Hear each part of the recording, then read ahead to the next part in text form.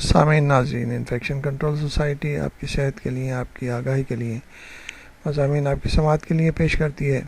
آپ کا میزبان ڈاکٹر حسن نواب آپ کی خدمت میں حاضر ہے۔